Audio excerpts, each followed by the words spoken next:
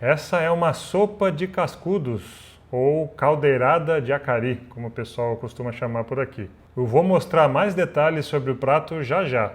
Mas antes disso, você consegue adivinhar qual é a espécie que é o ingrediente principal dessa sopa?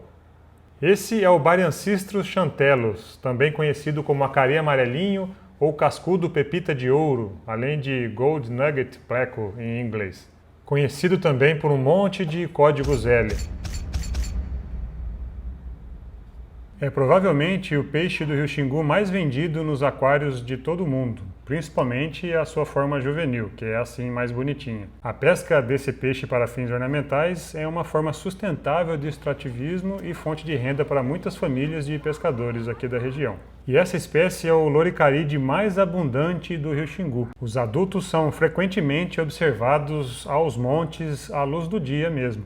Ao contrário dos juvenis, que são mais suscetíveis à predação, principalmente pelas aves, e ficam mais escondidos entre as rochas.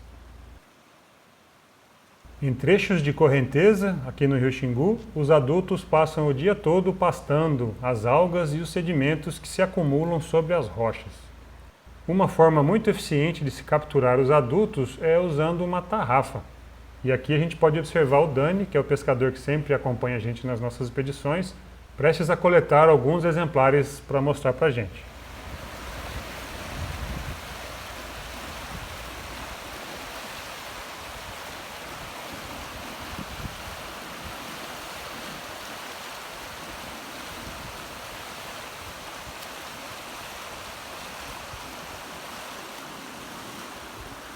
Se você der um lance certo, você pode coletar vários indivíduos de uma só vez.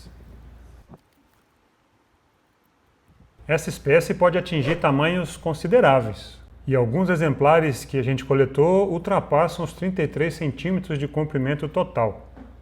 Outra coisa bem interessante é que apenas quando eles estão adultos, assim, é que a gente consegue observar algumas das características de dimorfismo sexual, como os odontódios hipertrofiados dos machos. E mais interessante ainda é que alguns desses animais que tinham esses odontódios bem desenvolvidos, quando a gente abriu, a gente viu que eram fêmeas.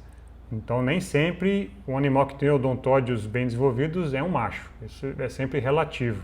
Outra coisa que também muda quando os animais ficam adultos em relação aos juvenis é o colorido. A gente pode observar que nos adultos pode ser bem diferente daquele dos juvenis, que são os comuns nos aquários do mundo todo.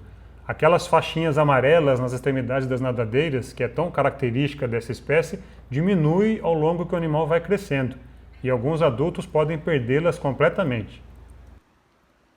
Como falado anteriormente, essa espécie ela é muito abundante nos trechos de corredeira do rio Xingu e é uma iguaria muito apreciada pela comunidade local. O preparo dessa iguaria tem vários passos. Os animais são cuidadosamente limpos, os acúlios das nadadeiras e os órgãos internos são removidos e o que sobra é muito bem limpo e reservado. O momento da preparação da nossa janta é a ocasião perfeita para a gente conseguir registrar alguns detalhes da anatomia interna desses cascudos. Reparem no intestino, que é bastante longo e enrolado, típico de um animal detritívoro.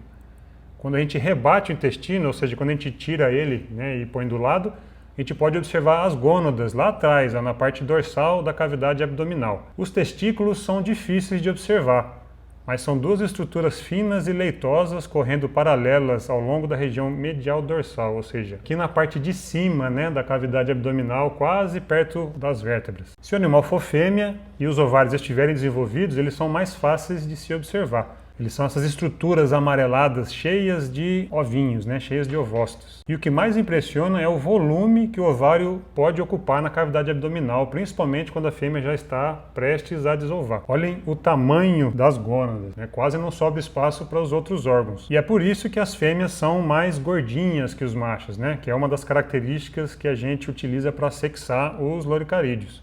Então olha só, é por causa do tamanho dessas gônadas. Mas chega de anatomia, vamos voltar aqui para a culinária. A panela já está no fogo e os acaris já estão sendo temperados e cozidos. Tem um fato muito interessante aqui. Observem que existem duas espécies de Bariancistrus nesta panela. Uma delas é o Bariancistrus chantellus, que a gente tem falado até o momento, que é o acari amarelinho. E esse aqui, na parte de cima, é o acari branco, que também é uma espécie de Bariancystus, só que é o Bariancystus AFF niveatus, Bariancystus affin niveatus. E qual é a característica interessante? Bom, agora eu vou deixar que a nossa Masterchef, Dona Lene, explique para vocês. Esse aqui ficou mais em cima porque esse aqui é o branco, né? E o cari branco ele amolece primeiro do que esse aqui. O cari branco ele fica pronto mais rápido. Mais rápido. Aí esse aqui, ó, esse aqui a gente cozinha, come e esse daqui ainda fica no fogo. Olha só, viu? Interessante. É muito mesmo. E até o gosto dele, do branco, é diferente desse outro. Amarelinho. Melhor ou pior? É melhor. É bom. Então, quando eles estão gordos, ele tá gordo, porque ele é bem gordo. Agora fora. Ele vai cozinhar aí. Quando ele estiver quase no ponto, a gente joga o resto do tempero, que é feito com cheiro verde. Né? Que aí o cheiro verde que dá o gosto do peixe. Aí fica bom. Tá bom. Bora ver. Depois só comer com um limãozinho, uma pimentinha. Isso aí. E fazer aquele pirãozinho, se sentar e comer. Oba! Tá cheiroso. Esse aqui já tá mole. Olha como é que ele tá, bem molezinho. Esse daqui ainda tá duro. Olha. A carne ainda tá dura. Cari branco fica pronto mais rápido. E é porque ele ficou bem em cima mesmo. E espera agora terminar a marcha amolecer um pouquinho. Ó.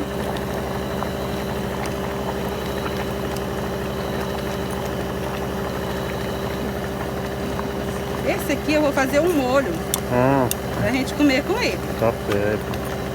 Caldo do cari. Caldo do cari. Aí a gente bota a pimenta aqui, aí ó, limão.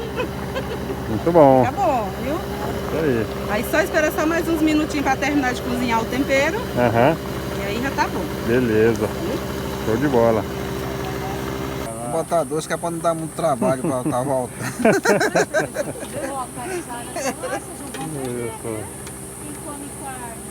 Ó, o peixe frito tá aqui, gente, ó. Deixa aí que esse é meu, o peixe frito é meu. Ó, tá cheiroso, hein? Olha. Uma farinha. Esse é meu prato, ó. Farinha com bodó. Delícia. Farinha com cari. Cari agora. Cari, olha aí, ó. Vai encarar não? E moleque? Rapaz, lá pra cá não peguei um peixe, bicho. Eu que até vim aqui assim, ó. Olha só que interessante, né, pessoal? Então esse foi só um pouquinho da experiência de se estar em campo e aprender com as pessoas que nasceram e cresceram na beira do Rio Xingu. O nosso trabalho de pesquisar a biodiversidade do Rio Xingu só é possível porque a gente tem uma equipe muito grande atrás da gente, né, de pilotos, de pescadores, de cozinheiras, aliás, de chefes de cozinha, né, porque não é fácil cozinhar para 30, às vezes 40 pessoas acampadas, né, no mato e fazer umas comidas deliciosas, né? Então esse vídeo também é um agradecimento para essas pessoas. Nessa expedição que a gente mostrou para vocês era a Dona Graça e a Dona Lene, né, além dos pescadores e dos pilotos. E uma outra coisa também que é muito interessante de observar é que o conhecimento que esse pessoal tem é muito rico e a gente acaba aprendendo muito com eles. Nessa questão das duas espécies do mesmo gênero ter tempos diferentes de cozimento, né, é sensacional, a gente tem que investigar isso. E essa é uma experiência inenarrável, né? Então, quem tiver a oportunidade de ir para campo, fazer trabalho de campo, conviver com os pescadores, com os pilotos, né, com o pessoal que vive ali, né, que tem aquela experiência no seu dia a dia, é muito bom, é muito importante. Então, mais uma vez, esse vídeo é um agradecimento, né, para vocês aí que sempre acompanham a gente e que fazem o nosso trabalho ser possível, né? Então é isso aí, pessoal. Espero que vocês tenham gostado, né, desse vídeo e até uma próxima.